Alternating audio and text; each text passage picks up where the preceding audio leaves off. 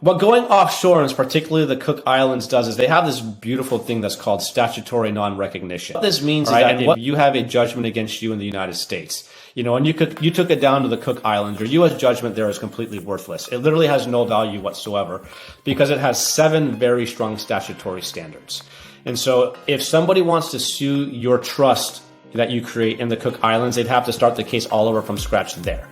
The person suing you would have to prove their case beyond a reasonable doubt. So that's the murder standard, the 99% sure standard, not the, U.S. civil case, 51% called a preponderance of the evidence. Like, maybe, I don't know, but sure, let's give them their money. You're talking about the highest legal standard in the world. You can't get a contingency fee attorney to represent you there because they're not allowed down there. It's unethical like it used to be here in the U.S., but that got changed in the 60s. Because lawyers now control our legal system and they want lawsuits to get started so they can get bigger paydays. The claim, meaning the lawsuit's not amendable. So once you file your complaint, that's it. Once you start sending out discovery and you start digging around and poking around, you can't just say okay, well, we're going to now change what we're suing you about and sue you for this, even though we didn't know we were suing you for that. So we're going to amend our complaint. You can't do that down there. The person suing you is going to have to front the entire court cost plus flying a judge from New Zealand, and you can't take your U.S. attorneys with you down there. And the kicker here with this is if you lose, you pay. And so this is one of the single worst things that we don't have here in the United States, that the loser does not need to pay the legal fees of the winner.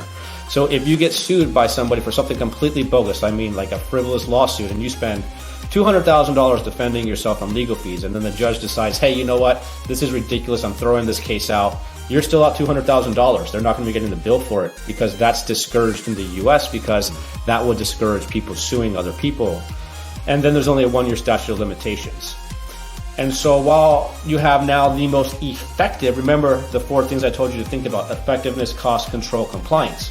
While you have the most effective trust in the world by far, statutory non-recognition, right? Doesn't get stronger than that.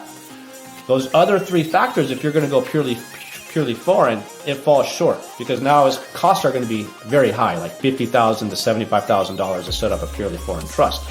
You're going to be out of control of your assets, and the IRS compliance is insane. You're talking about full disclosures, FACTA disclosures, full trust disclosures.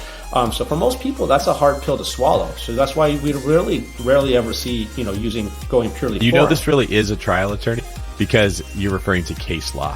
The second I hear that, I'm like, okay, that's actually a person who is going to end up being in court and knows this from a practical standpoint, not just a theoretical standpoint. I always noticed that when I worked in law enforcement, those of us that were in court testifying had to pay a lot more attention to the case law involved than those that never did it.